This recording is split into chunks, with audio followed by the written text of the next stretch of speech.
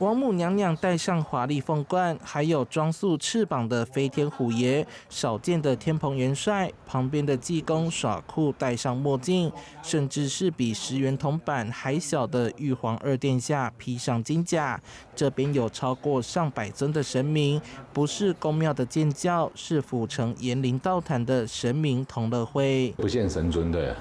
对，就是当时是想说，我开工的新尊请来，可是要求这些网友，他们就很想来参加，后来就没有说固定是我开光的神尊能请来的。道长吴正宪早前立下每年开光1000尊的目标，不但年年突破到1500尊，至今加起来总共开光超过上万尊，可以说是台湾开光王。只是有些神明开光后就很少再看到，因此有让神明回来开趴的想法。爬到第10周年，然后举办的同乐会，